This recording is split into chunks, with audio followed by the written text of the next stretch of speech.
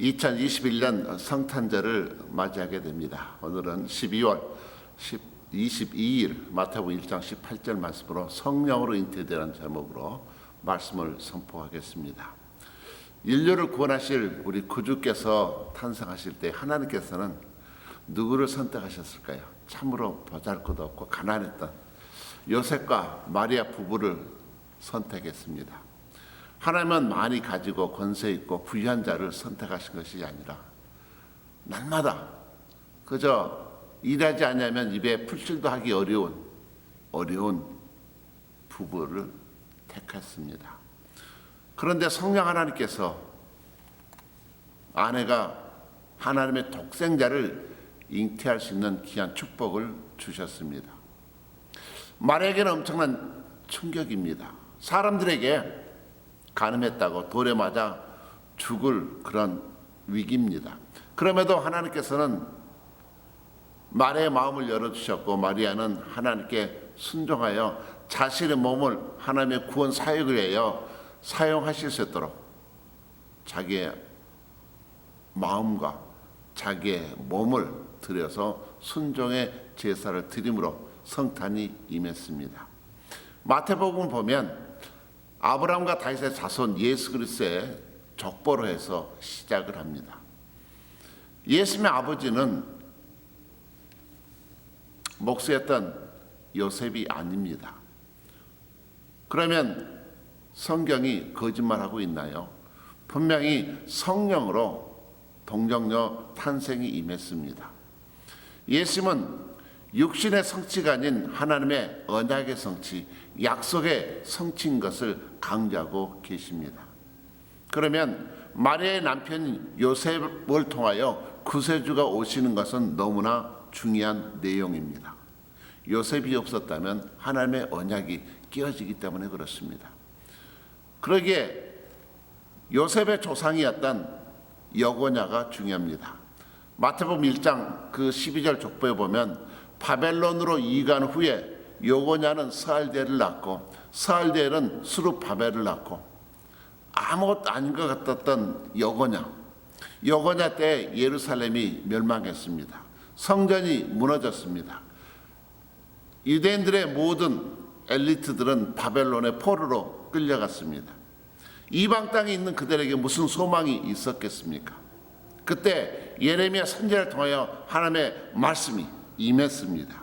예레미야서 29장 4절로 6절 말씀 너무나 중요한 말씀인데 제가 읽겠습니다. 만군의 여호와 이스라엘의 하나님께서 예루살렘에서 바벨론으로 사로잡혀가게 한 모든 포로에게 이와 같이 말씀하시니라. 너희는 집을 짓고 거기에 살며 텃밭을 만들고 그 열매를 먹으라. 아내를 맞이하여 자녀를 낳으며 너희 아들이 아내를 맞이하며 너희 딸이 남편을 맞아 그들로 자녀를 낳게 하여 너희가 거기에서 번성하고 줄어들지 아니하게 하라.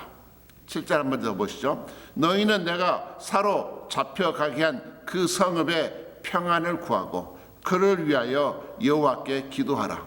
이는 그 성읍이 평안함으로 너희도 평안할 것임이라. 결혼하고 자녀 낳고 정상적인 생활을 하기 제일 어려운 곳, 그것은 바로 포로로 끌려갔던 이방 땅입니다. 무슨 소망이 있겠습니까? 어떻게 하면 살아남을까? 어떻게 하면 이곳을 빠져나가 예루살렘으로 돌아갈까? 이것을 생각하지 않았을까요? 그런데 하나님은 전혀 뜻밖의 예언의 말씀을 하십니다. 성읍의 평안함을 위하여 힘을 쓰고 기도하라. 어떻게 핍박하는 원수를 위해서 기도할 수 있겠습니까? 그런데 하나님은 너희가 포로가 된 것이 나 때문이라고 말씀하십니다. 하나님께서 우리의 삶을 주관하시고 이 땅의 역사를 주관하십니다. 주어진 현실을 직시하라는 것입니다. 바벨론 70년의 역사, 포로의 역사는 하나님의 정하신 고난의 훈련 기간이었습니다. 사람들은 포로로 끌려간 주제에 무슨 결혼이며 무슨 자녀를 낳느냐고 인간적인 생각을 할 수 있습니다. 어떻게 나의 자녀를 종의 자녀를 만들겠는가? 예루살렘에 돌아가면 자녀를 낳겠다. 이것이 똑똑한 이야기처럼 보입니다. 그러나 여고냐는 하나님의 말씀에 순종했습니다. 결혼했습니다. 자녀를 많이 낳았습니다. 그곳에서 여고냐는 스알델을 낳고 스알델은 스룹바벨을 낳고, 얼마나 놀라운 역사요. 순종의 믿음입니까?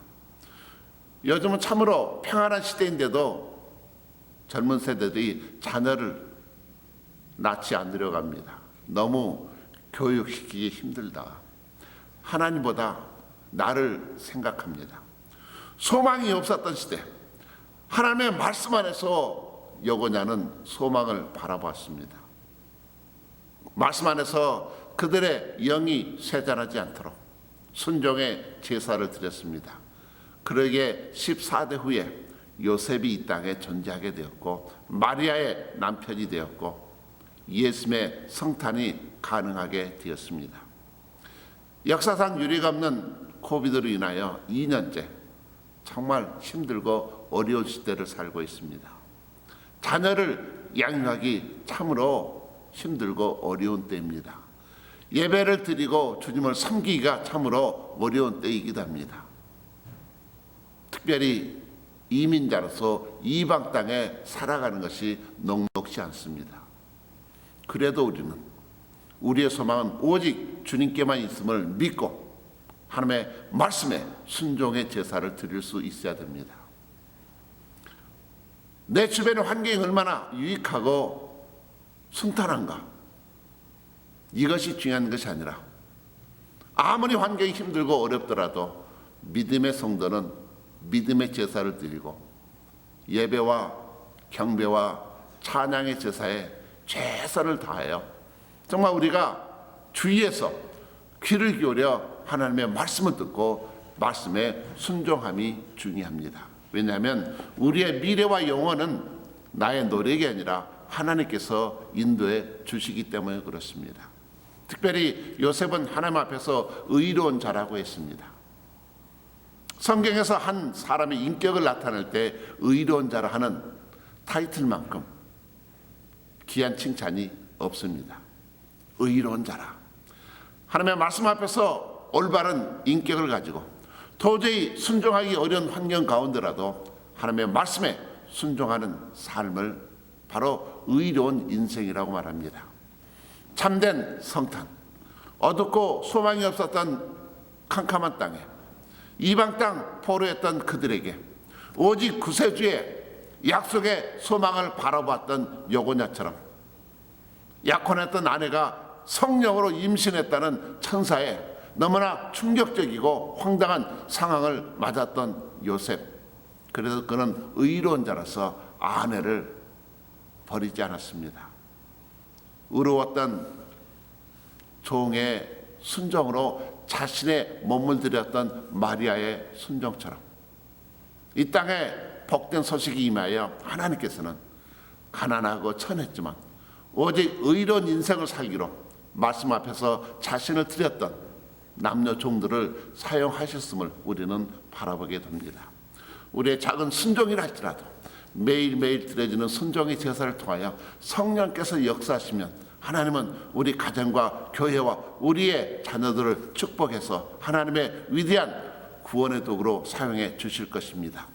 아기 예수 탄생하신 복된 소식을 우리 주변에 소망을 잃어가고 있는 많은 이웃들에게 나누시고 전하시고 사랑으로 섬기시는 복된 성탄이 되시기를 주의 이름으로 축복합니다. 메리 크리스마스.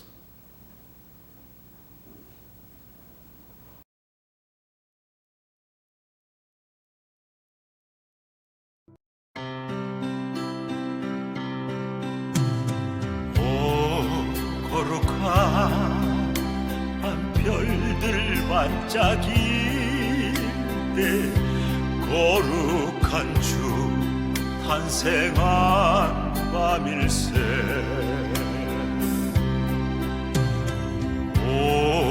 오랫동안 죄악에 얽매여서 헤매던 죄인을 놓으시려 우리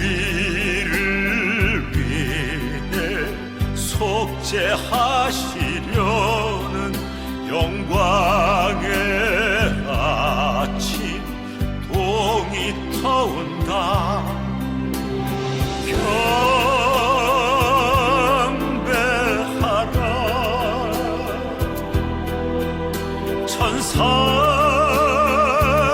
천사의 기쁜 소리 거룩한 바 주님 탄생하신 바 그 밤 주 예수 나신 밤일세.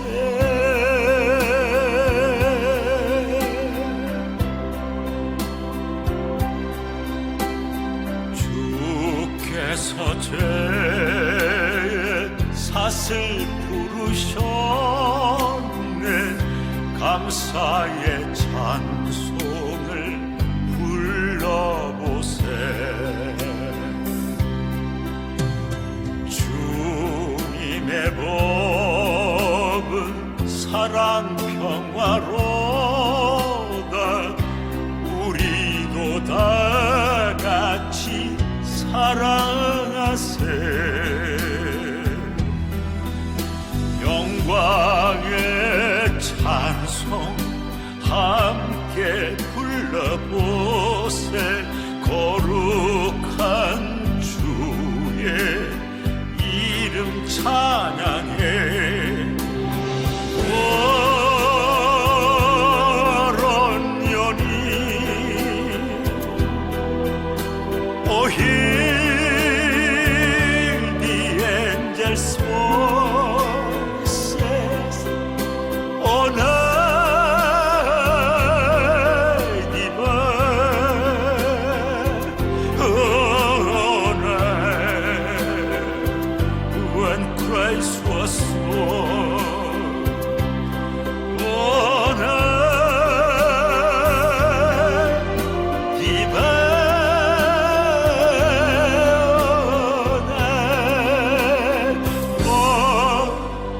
night divine.